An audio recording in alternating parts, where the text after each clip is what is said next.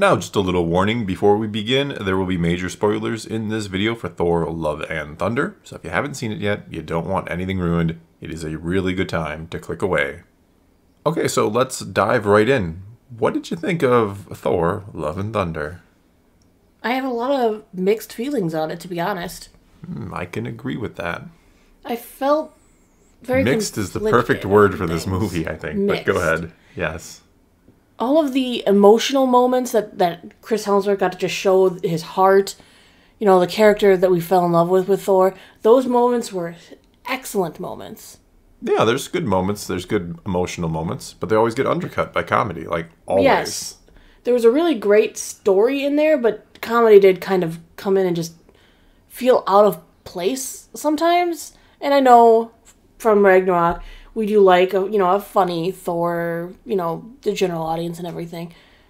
But sometimes I feel like things should be a little more serious. There is a time for comedy, but there were times I was like, why are we getting funny right here? This is it felt out of place. Yeah, you just have this, like I said, it's constant good, decent moments, not always great moments, but there's definitely this emotional theme of them. I mean, we're dealing with, Jane Foster in stage 4 of cancer. We're dealing with, children being kidnapped and threatened to be killed. And, it seems like at every turn. The death of a child, the loss of faith. Yeah, exactly. I mean, the beginning, the first 5 minutes of the movie, is good. We have the makings of a good villain. You kind of understand, he gets kind of mocked and laughed at by his gods that he's going to worship. It's just like the comic books, actually. I mean, for anybody who's read that, and, a lot taken from the comics in this movie, I'll say that for sure. But it's done really well. Just, I love the first 5 minutes of it, and I'm like, this could be really good. And then immediately we go from that to this weird, like, over-the-top, like, Thor's got to be the guy who... It's so cliche, I'm going to go help the good guys, but I accidentally, knock down their temple, and it's just all funny and stupid and silly. And it's like, we have this great opening immediately, again, undercut by this need for this goofy scene. Do we even need the Guardians of the Galaxy in this? Are they just in there They're in there to be in there. So we could be in the trailer and get people to go see it? Because they're in there for like 10 minutes. Yeah, they're not really in there very long. No. And they don't really do anything. We get one really great speech from Chris Pratt. I mean, when he was trying to explain to Thor how to, yeah, love is, you love somebody when they're gone and you feel that absence, yeah. And, you know where you are and where your home is by looking into the eyes of the people you do care about and love. All well and good, yeah. Really great speech, but then he was gone and we left Chris Hemsworth with Korg. And Korg just... Thor with Korg, yeah. Korg, a lot of times, he's funny, but sometimes he goes over the top. Like, I kind of got sick of him re-explaining Thor's past. I'm like, I know Thor's past. I've seen the other movies. I know. Well, sure, but I guess for people who haven't, that's supposed to... Yeah. But it's usually this kind of, like, silly context to the stories that it gives that it's not even really all that informative anyway. It's just kind of like... It's more like, you remember when Thor did that in that movie? Instead of, like, trying to explain where if you hadn't seen the previous Thor movies and Avengers and everything... It's more like, hey, you remember when Thor did that in that movie? It feels more like that than any kind of actual, like... It wasn't actually an explanation of his story. No. And I didn't like this tagline they had him throughout the whole thing. Classic Thor adventure. Well, no, classic Thor adventure would be like what he did for the thousands of years before he became an Avenger and came back to Earth and, became Goofy Thor. Classic Thor adventure would be the hot-headed...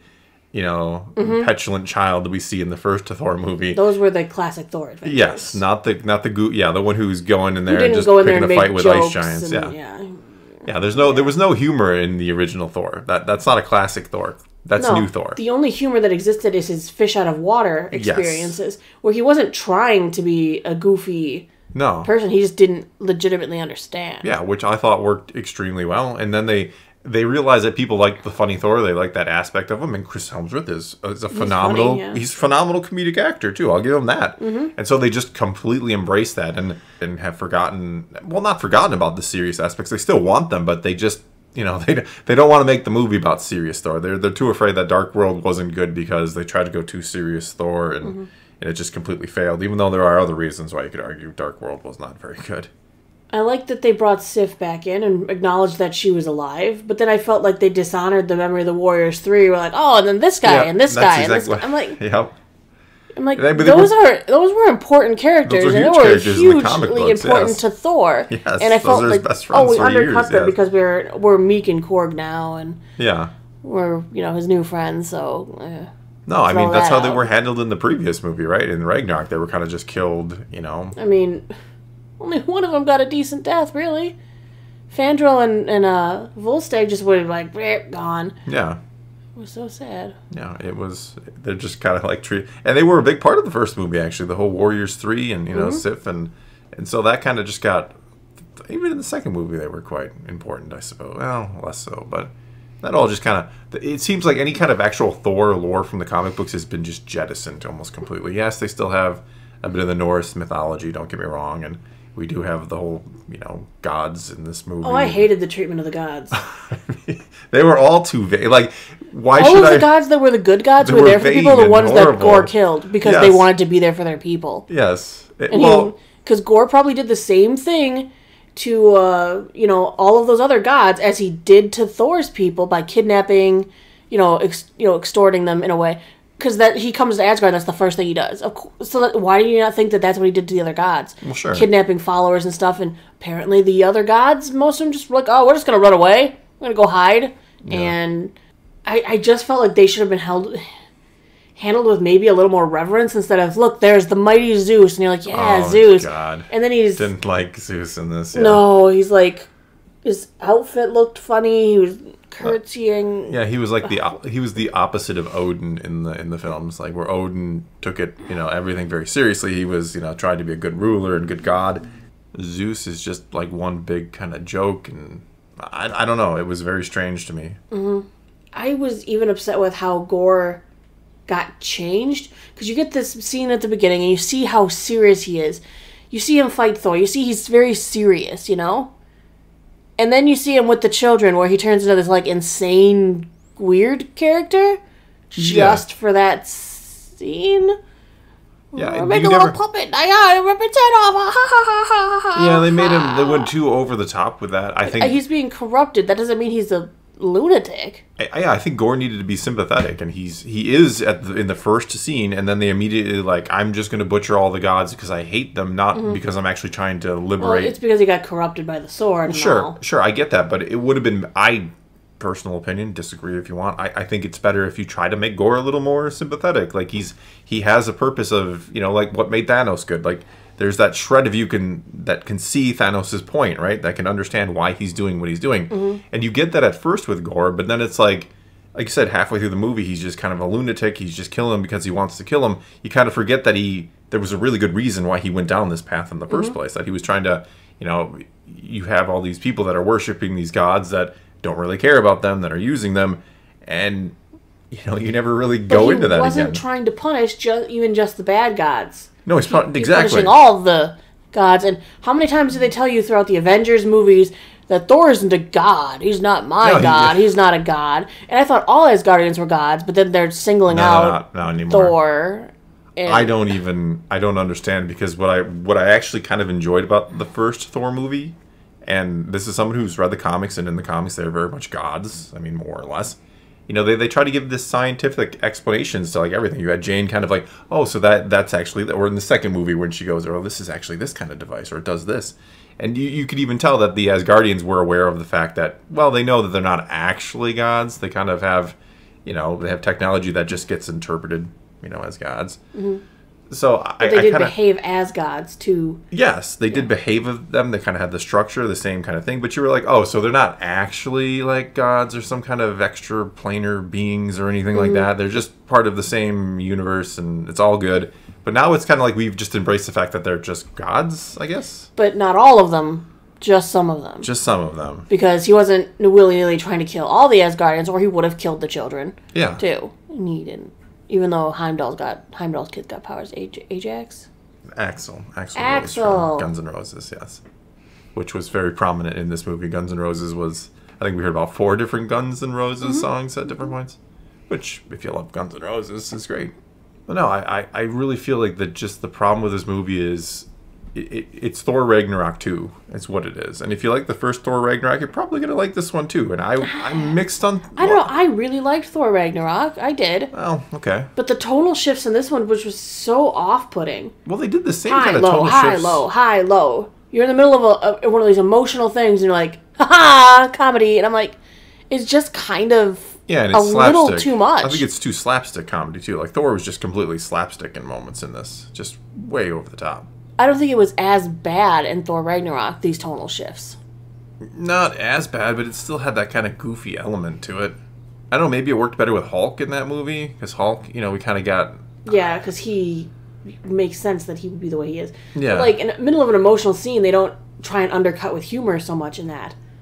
No. It just felt like every single time you had something serious, you had something slapstick. And I don't know, I don't remember that so much in Ragnarok, or maybe it was just blended better, or maybe Ragnarok's theme was a little...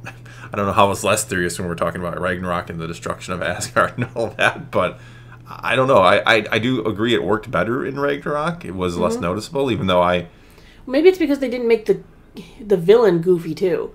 Hela never had a slapstick moment. No. Not at all, yeah. not at all. Well, Gore didn't really have too much in the way of slap. That He just kind of moment with the kids. Okay. I can't get it out of my head because it was so off-putting. Which is strange because a lot of the reviews going into this that I had heard about, I was, oh, Gore's the next Thanos. He's going to be the next great villain. Like, I don't think so. Like I said, I like that he went back to himself at the end because the blade was broken, the corruption ended. I mean, you get a beautiful moment at the end with Thor and trying to comfort Jane, who's dying. Yeah. And Gore coming back to himself and realizing that, all he wanted was love. And thank goodness they didn't try and undercut any of that with humor. No, that was the one moment they did try to undercut. That was a beautiful, well-acted, great moment in the movie because they didn't try to quickly shift the tone. And so it seems like we have an afterlife in the MCU now, too. Like kind of. Oh, yeah, they definitely showed Valhalla. Yeah. We definitely got to see that. That Jane got to go there. So what did you think about? I mean, let's shift gears a little bit. How did that work for you, Jane Foster as Thor, the mighty Thor? The mighty Thor.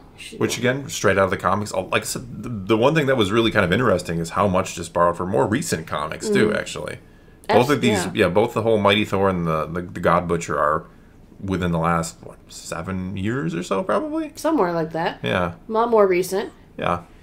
I know that they changed Gore's look because they didn't want him to look like Voldemort. That's why he looked the way he did and not more akin to how he looked in the comics. Yeah, okay. I'm fine with that. I didn't have really an issue with that or anything. The mighty Thor, though. I did like that they tried to keep the corny aspects of Natalie Portman's character because she is a little more cornball. Well, she's very quirky, yeah. Quirky, yeah. She in the first movie, second movie, she was kind of studying, getting excited. Yeah. Oh, it's this, Yeah, like I said, that's... Yeah, she kept very true to her character. Separated from the fact that I think the Asgardians had technology that could cure cancer. Yeah, I'm pretty sure that was in the comics too, that they offered that to her, that we can cure cancer, Jane, we can save you. And she's like, no, I'm doing the natural human thing. I'm not going to circumvent that.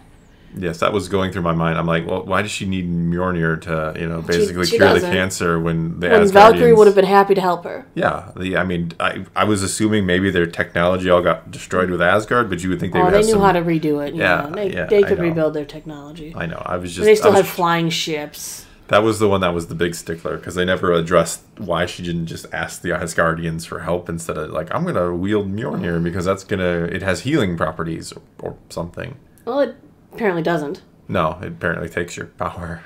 While she was Thor, it was trying to bolster her, but at the same time, it wasn't going to heal her. It was stopping her body's ability to even fight. I mean, she's like, I have to keep fighting, but at the same time, she's stopping her body's ability to fight. It was very weird.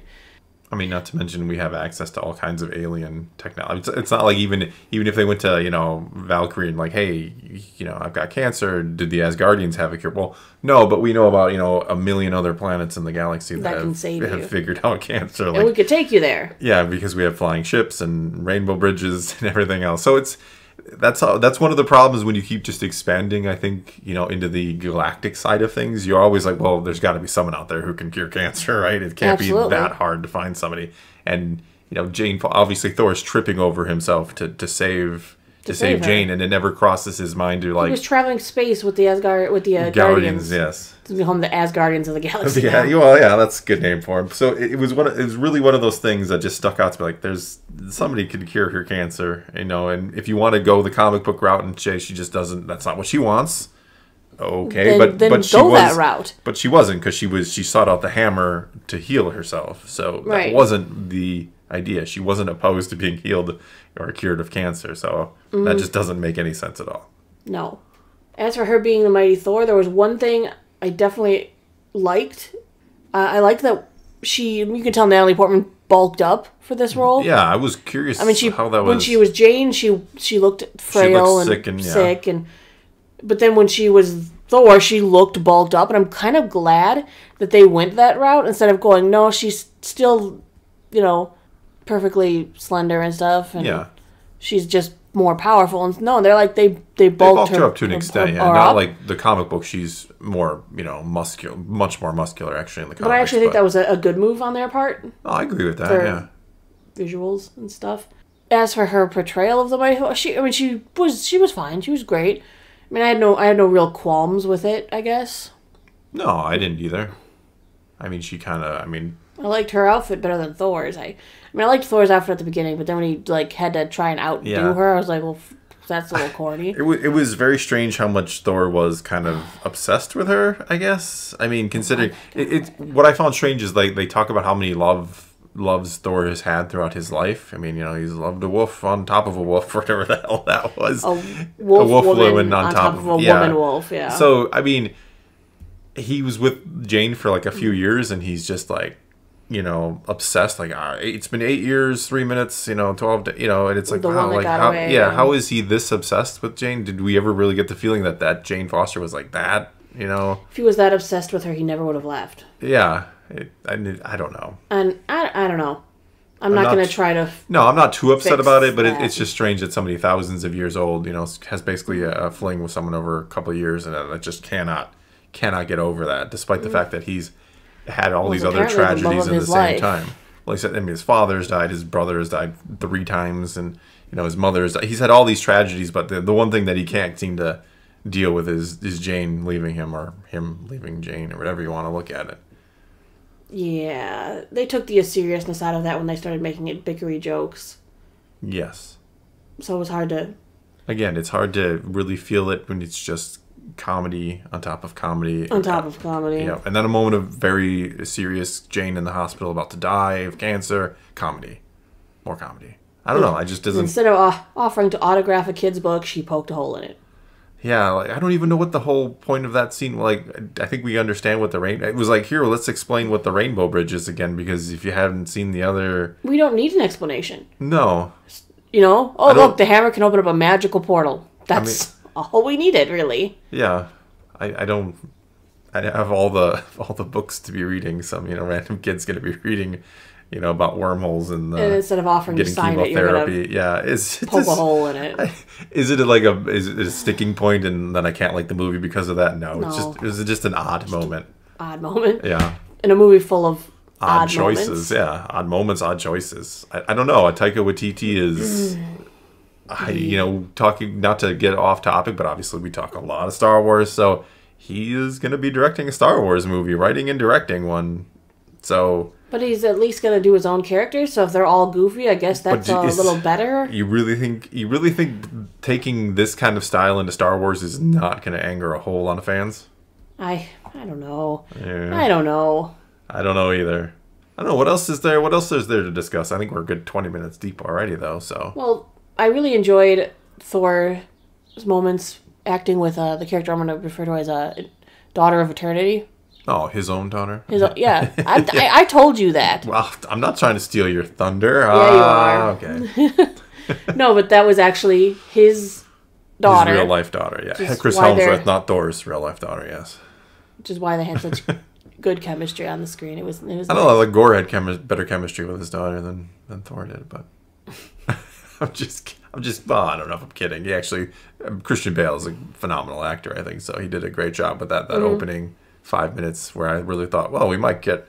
Well, I'd seen the trailer, so I knew it wasn't going to be too serious, but I'm like, well, we might actually get a really good story here. You know, really focus on this whole dichotomy there was a good between story, humans as long as you and like pull everything out of it that was humorous. well, yeah, but then what are you left with if you take out all the humor? You're left with no. I mean, honestly, you're left with 20 minutes of movie if you take out all the just the humor and ridiculousness and just action for the sake of action, like that whole you know opening sequence with the Guardians. Like anybody else could have instilled that mindset into Thor about what love is and what your family is. Someone else could have done that. We didn't need like to bring in the Guardians and have an over the top scene.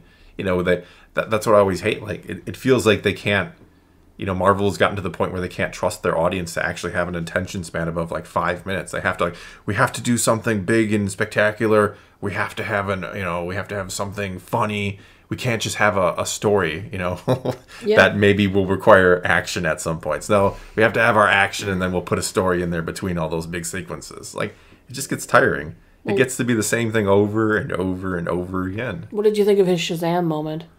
Which Shazam moment? Well, you know how in Shazam he shares all of his power with his siblings, so they're all powerful. Oh, with the kids. And there are a bunch of kids running around on like steroid powers. I don't. And then Thor does the same thing. Yes, it's funny. I didn't remember. I remember thinking Shazam moment when it happened, and then I've just blocked it out since then. And I'm like, what's Shazam moment? Oh, yes. Oh, yeah. Shares his power with all the kids, and they just start running around and killing everything. And it's just weird. It's just weird. I got nothing else. Well, I'm pretty sure that was the scene where I know Taika Waititi's, Natalie Portman's, and Christian Bale's children were all mixed in with that group. So it was just to give their kids some cool moment, I guess. I don't know. I feel like they just could have handled that better. Maybe bring the Asgardian parents with or something. I don't know. It was I don't know. There were a lot of really good moments, really good fights, just mixed in with so much goofiness that I come out of that movie still not knowing what to like because I really liked the highs, but then I kept getting them interrupted. Well, yeah, I mean, I'm not saying that the action is bad in and of itself. It's not like I don't enjoy a good action scene. That's not what I'm saying There were some really good action scenes. Sure, the action is great. It's a good-looking movie all around, and if you just want to enjoy it for the spectacle, sure, I'm sure you probably love this movie. But, like I said, I just feel like nowadays it's like, we have to have a set amount of action. Like, I said when we did our Dune review, I really appreciate the fact that they just, you know what, we're going to tell our story, we're going to slow this down. We respect our audience to have an attention span greater than a gnat to watch this and not need to be, babied or spoon-fed a big cool explosion every 5 minutes. And I just feel like with Marvel, they've gotten to that point where they just feel like they have to spoon-feed us all the time. Otherwise, we'll just drift off and, stop paying attention or something. I don't know. Just so many weird editing choices that I just don't agree with in my own way. Like, just here's one example. Natalie Portman and Valkyrie. Valkyrie comes to get her. We're getting ready to go. Do you have all the stuff you need? Yeah, I've got my hammer. I got my sword. We kind of tink weapons. Woo! And she's like, oh, and I got my daggers. And she's like, and I got this. And Natalie's like, oh my god, a grenade? She's like, no, it's a speaker. Yeah. And okay, fine. Stop there. But then do we have to play the speaker and watch them like jam out for 20 seconds? Yes. I'm like, okay, we could have just been like, no, it's a speaker. Yes, and moved on, and been like, haha, and then moved on. I see that would actually be the kind of humor that I think was better because it's subtly funny, right? Mm-hmm. But it's not so it's not like slapstick goofy. It's like, no, it's just a speaker, Right. Oh, okay, funny. And then when they're on the ship and they're having one of their discussions, if you had a wide shot and you see the speakers turned on and some music's playing, I would have been like, oh, there's the speaker. Yeah. But instead, they're like, no, we have to turn it on right now so we can both be like, yeah, look, music, and we're jamming. Cool. It's like Taika Waititi gets distracted by dumb stuff. Like, he just I'm not criticizing. I'm not saying he's like a bad director. I'm not saying that at all. But that's what I feel like sometimes when I watch his movies. Like, he gets something in his head and it's kind of stupid, but he's just like, we're running with it, guys. We're just going to do this. And that's what I get out of the speaker moment. Like, you can't tell me a really good editor isn't going to look at this movie and go, oh my god, this thing is a mess. Like, why are you having a mode of, why do you have these, with the kids and the creepy story, what is that even accomplishing? Like, what are we doing with this movie? Like, what is your goal with this movie? I mean, to entertain, of course, but if there was any shred of gore live inside of him, why would he torture children? It doesn't make any sense at all. After the loss of his own daughter, he's going to just torture children? Isn't that what he... By telling them scary stories, I guess because they're the children of gods, quote unquote. Well, not all of them are gods, though. Now I know, no, they were different species in there too. Yeah, there wasn't even all a bunch of children to lure out the gods. Yes, which is totally doesn't make sense because he's opposite doing of his it character. so... Because if the gods come for the children, it means they're protecting their people. Yes. Which is something his god didn't do. Not all the gods. Stop, you're destroying the movie I understand now. he was corrupted by the blade, and the blade's like, kill all gods. Gods are bad. They must die. Yes.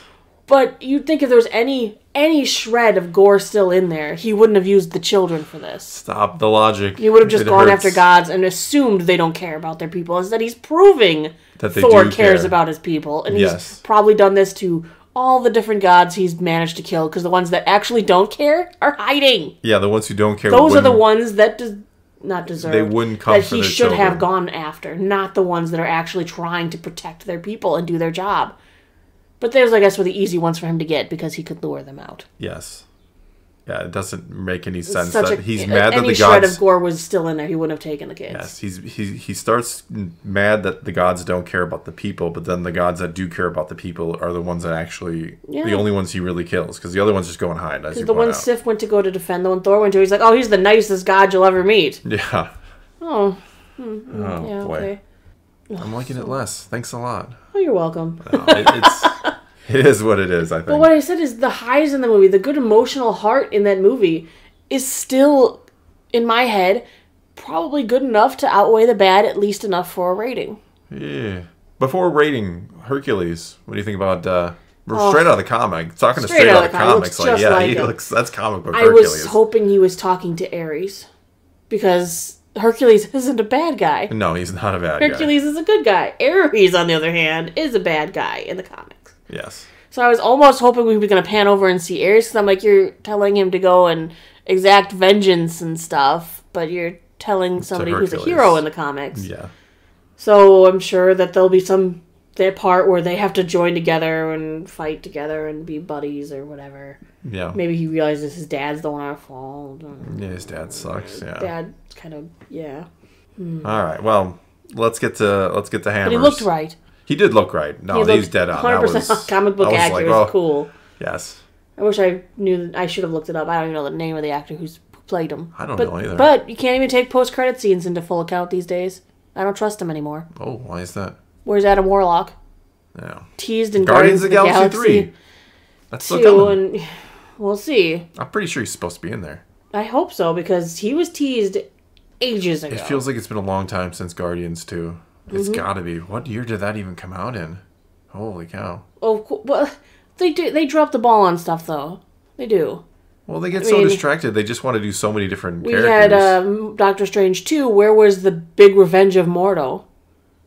Yeah. Well, he wasn't even in it. The one from they got distracted. The Correct Earth wasn't even in it. It was delayed. The Correct Earth one was not even there. No. All right. Well, we can probably sit here and keep picking apart things in the MCU, but let's give a Thor: Love and Thunder a grade on the Hammer scale from 1 to 10. You can go first. Why do I always got to go first? Your Thor? I am going to go right dead in the middle and give it 5 hammers. There's the really good, there's the really questionable, and if you take it all together and you shake it up and stir it around and pour it out, you get a 5. I'll give it a 6. Ooh. Just because I feel like there were some really great tonal moments. The very beginning, the very end. Yes. There were some just beautifully acted, well-acted moments by both Chris Hemsworth and Christian Bale that I really appreciated in there. I'm going to let them bump my score up. It's another film where if you quote-unquote turn your brain off, you probably can really enjoy it and not care. But at the same time, it doesn't want you to do that because it gives you those emotional moments as well. So it's a very strange mixture. I'd give it a higher score if Loki would have shown up. I'm surprised he didn't. I mean, we only see him being killed, recapped style, so... Right, I thought, here he comes, he's coming back. No. Maybe Sif can move in now and finally have Sif. Her love be acknowledged. We couldn't get her a new arm? Like, come on, we have all this technology in the galaxy. I feel like Sif could have got a new arm. Maybe she still will. But like I said, I finally want her unrequited love to at least be acknowledged by Thor now. Well, maybe that's where Thor 5 is going. Who knows? I mean, they could raise love together. We could. The daughter of eternity. They could. All right. Well, I guess that's all we got for you this time. So take to the comments below. tell us what you thought of Thor, Love, and Thunder. Did you really enjoy it? Did you think not so good? Or were you kind of like us and mixed emotions on it? Whatever the case may be, leave your comments below and let's talk some Marvel. And until next time, thanks for watching.